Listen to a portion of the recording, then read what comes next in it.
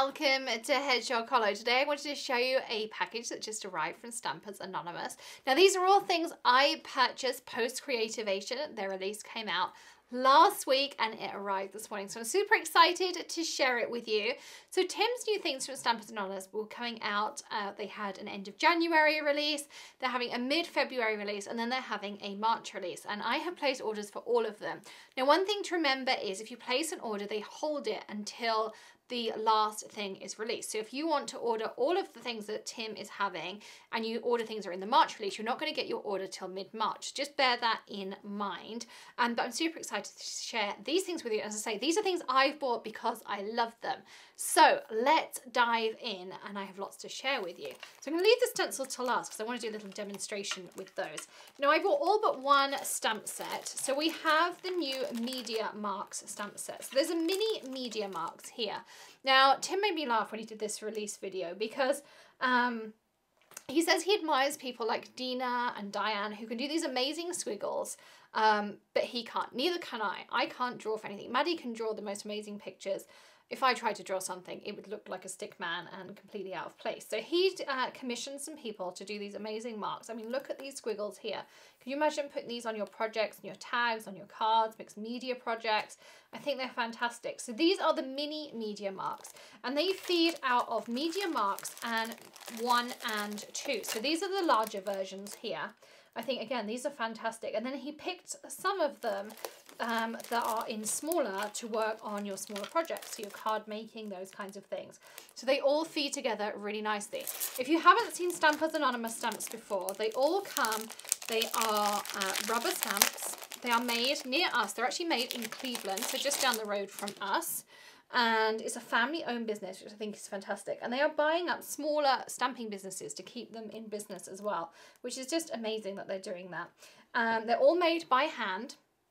They come on your easy mount foam, and they come on these plastic sheets that fit in binders. So they're all really nice and easy to store, and they never retire a stamp. So all of Tim's collection is still available. So if you want stamp set number 1, you can order that and they will make it for you and send it out. So those are in the new collection. He also have these new stitches. So if you can't stitch on your project, you can stamp these and make them look like stitches. You could, of course, heat emboss them too. Wouldn't that be fun to heat emboss these and make it look like metallic stitching on there? So you'd have that depth and things as well. There is also I think it's called Funny Farm stamp set that was sketches on there. I didn't purchase that one. That was one that I just thought I would never use in my stamping. It did have some fun sentiments and things in there as well. And that's available on the website. Now we'll put lots of links in the video description for you. If we have any coupon savings and things, of course, you know we put those in the description for you as well. I also purchased some of the Etc. range. And at Creativation, Hannah and I took the Tim Holtz class, and this is what we created. You may have seen these projects already. And these are created on the Etc. boards. And we both started with exactly the same materials, and you can see how different they came out. And it was really good fun because we sat next to each other and we were conferring the whole time, but still, look how different they came out. And so I decided I was going to buy some. Greg also wants to try mixed media, so I thought I needed to buy some mediums for us to work with. So these are the tags. So this is the number 8 size tag. You get 5 in a pack and you get those reinforcers. The reinforcers are at the top here on my project. You can see them there. And then there's some more of the number 8 tags. I got some extras of those. You've got the larger tags here, so you get 4 in this pack. So this is a really nice thick board on here. Then as we go larger, you get less in a pack. So this one has 3 of those on here. So they call these the small tags. This is the mini tag, you can see as we're going through here. And then we have the medium tag, although I would say this is actually a pretty large tag on here. And then this is what they call a large tag. I mean, look, that's pretty big. I mean, that would take a lot of mixed media work. So you get 1 of those in a pack and your reinforcer. And then they have these. So this is the medium thickboard tag with a Tombstone overlay set. And you can see on this picture down here how that works. So you have this piece at the bottom here that you add on, and you can make this into a tombstone. I think that's a really neat idea. And then this is the small tag with that same tombstone overlay. And there are new things coming in the February 18th release in this Etc. range that are things to help your tag stand up. And I think there are also some new shapes, if I recall, coming as well. So some of those coming, and I have those in my order. So of course we will do another video when that February 18th order arrives. So super exciting that that's coming. But let's go back to the stencils that were in this release as well and move these off to the side. I have them hanging behind me at the moment because we had so much fun creating them. So the 3 new stencils, and as always the 3 new stencils come in a mini size as well. So these are called, I think he called them gradient stencils. So there's the gradient dot, there's the gradient hex, and there's the gradient square or diamond. And then there's the set 39 in the minis. And I also thought I'd show you how I store my Tim Holtz stencils.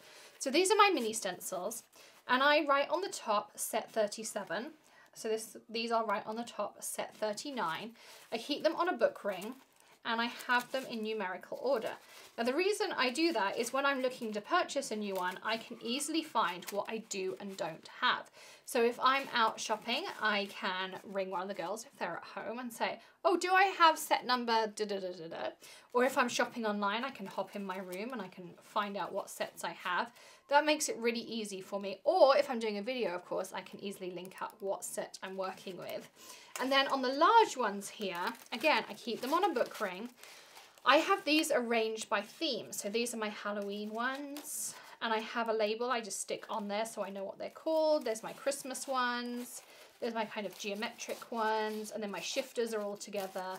My manly ones are together, etc., etc. So that's how I store my Tim Holtz stencils. They all have these holes in the top. So I find that is the easiest way to store them.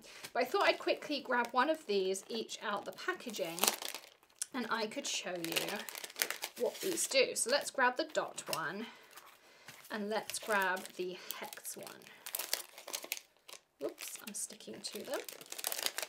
And I'm going to do a video using lots of the new Tim Holtz mediums as well, and lots of ways to use these stencils with them. So I grabbed 2 tags as well. I have 2 Distress Oxides and my blenders, and 2 tags. And I also have come back from Phoenix with the sniffles, so you'll have to excuse my sniffles. But what I'm going to do is I'm going to grab a little bit of carved pumpkin and my blender. I'm just going to load up some ink. And so the idea of this is for those of us who possibly find it harder to get that lovely gradient effect on our projects. So by having these smaller and larger hexes, we can automatically get that size. So when I lift this off, having blended, you can see now my gradient automatically happens because I have those smaller and larger hexes on there. And so that's just a really nice effect you get from having that stencil. So that's the smaller size.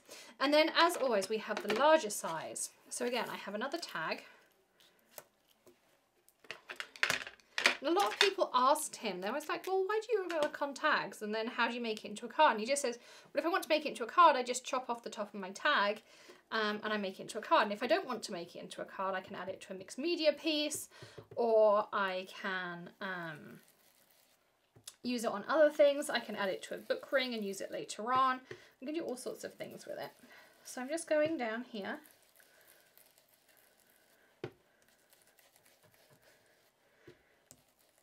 I'm just adding a little bit of the cracked pistachio. And again, I'm going to lift that off.